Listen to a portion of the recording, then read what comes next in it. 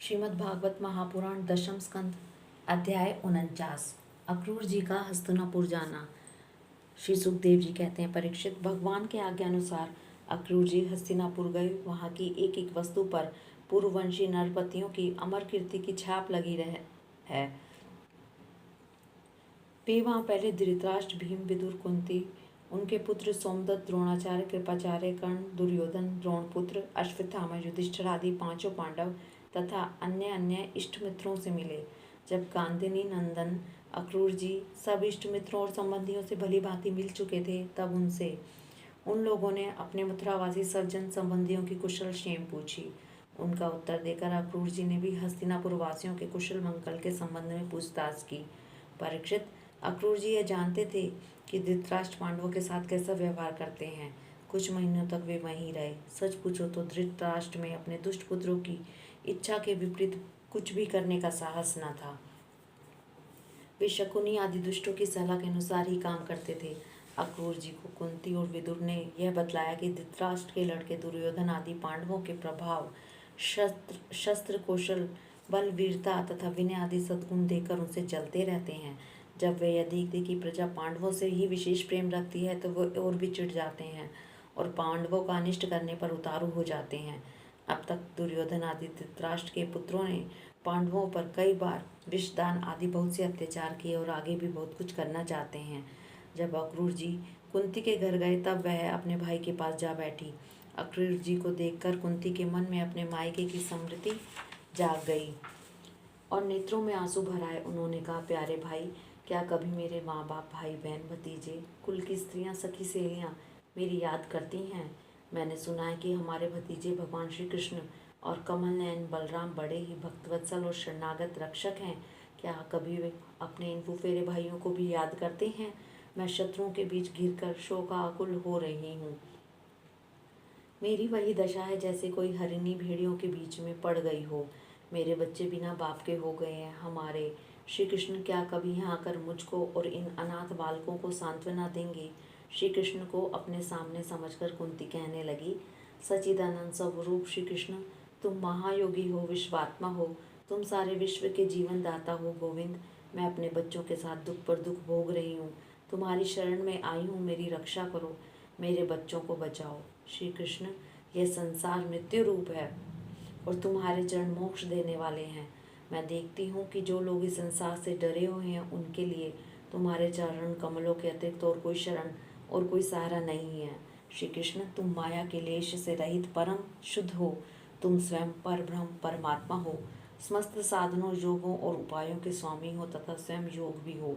श्री कृष्ण, मैं तुम्हारी शरण में आई हूँ, तुम मेरी रक्षा करो। श्री सुखदेव जी कहते हैं, परीक्षित, तुम्हारी परदादी कुंती इस प्रकार अपने सगे संबंधियों और अंत में जगदीश्वर भगवान श्री कृष्ण को स्मरण करके अत्यंत दुखित हो गई और फपक कर रोने लगी। अक्रूर जी और विदुर जी दोनों ही सुख और दुख को समान दृष्टि से देखते थे। दोनों यशस्वी महात्माओं ने कुंती को उनके पुत्रों के जन्मदाता धर्म, वायु आदि देवताओं की याद दिलाई और यह कहकर कि तुम्हारे पुत्र अधर्म का नाश करने के लिए ही पैदा हुए हैं, बहुत कुछ समझाया बुझाया और सांत्वना दी। अक्रूर जी जब मथुरा जाने लगे, तब राजा धृतराष्ट्र के पास आए। अब तक यह स्पष्ट हो गया था कि राजा अपने पुत्रों का पक्षपात करते हैं, भतीजों के साथ अपने पुत्रों का सव्यर्ताव नहीं करते।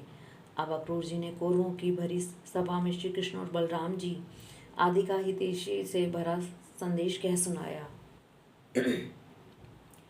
अक्रूर जी ने कहा, महाराज धृतराष्ट्र जी, आप कुरुवंशों की उज्जवल कीर्ति को और भी बढ़ाइए। आपको यह काम विशेष रूप से इसलिए भी करना चाहिए कि अपने भाई पांडु के परलोक सिधार जाने पर अब आप राज्य सिंहासन के अधिकारी हुए हैं। आप धर्म से पृथ्वी का पालन कीजिए, अपने सद्व्यवहार से प्रजा को प्रसन्न रखिए और अपने सब जनों के साथ समान बर्ताव कीजिए। ऐसा करने से ही आपको लोक में यश और परलोक में सद्गति प्राप्त होगी। यदि आप इसके विपरीत आचरण करेंगे तो इस लोक में आपकी निंदा होगी और मरने के बाद आपको नरक में जाना पड़ेगा। इसलिए अपने पुत्रों और पांडवों के साथ समानता का बर्ताव कीजिए। आप जानते ही हैं कि संसार में कभी कोई किसी के साथ सदा नहीं रह सकता। जिनसे जुड़े हुए हैं उनसे एक दिन बिछुड़ना पड़ेगा ही। राजन, यह बात अपने शरीर के लिए भी 16 आने सत्य है। फिर स्त्री, पुत्र, धन आदि तो छोड़कर जाना पड़ेगा ही। इसके विषय में तो कहना ही क्या है। जीव अकेला ही पैदा होता है और अकेला ही मरकर जाता है। अपनी करनी धरनी का पाप पुण्य का फल भी अकेला ही भुगतता है। जिन स्त्री पुत्रों को हम अपना समझते हैं वे तो तुम्हारे अपने हैं। हमारा भरण पोषण करना तुम्हारा धर्म है। इस प्रकार की बातें बनाकर मूर्ख प्राणी के अधर्म से इकट्ठे किए हुए धन को लूट लेते हैं और जैसे जल में रहने वाले जंतुओं के सर्वस्व जल को उन्हीं के संबंधी चाट जाते हैं।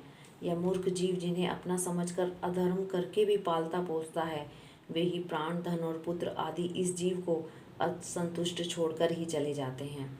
जो अपने धर्म से विमुख है, सच पूछिए तो वह अपना लौकिक स्वार्थ भी नहीं जानता। जिनके लिए वह अधर्म करता है वे तो उसे छोड़ ही देंगे, उसे कभी संतोष का अनुभव न होगा और वह अपने पापों की गठरी सिर पर लाद कर स्वयं घोर नरक में जाएगा। इसलिए महाराज, यह बात समझ लीजिए कि यह दुनिया 4 दिन की चांदनी है, सपने का खिलवाड़ है, जादू का तमाशा है और मनोराज्य मात्र। आप अपने प्रयत्न से, अपनी शक्ति से चित्त को रोकिए, ममतावश पक्षपात न कीजिए। आप समर्थ हैं, समत्व में स्थित हो जाइए और इस संसार की ओर से उपराम शांत हो जाइए।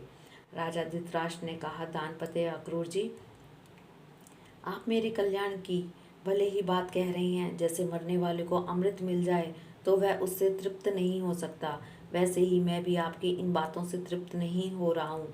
फिर भी हमारे हितैषी अक्रूर जी, मेरे चंचल चित्त में आपकी यह प्रिय शिक्षा तनिक भी नहीं ठहर रही है, क्योंकि मेरा हृदय पुत्रों की ममता के कारण अत्यंत विषम हो गया है। जैसे सफेद पर्वत के शिखर पर एक बार बिजली कौंधती है और दूसरे ही क्षण अंतर्ध्यान हो जाती है, वही दशा आपके उपदेशों की है।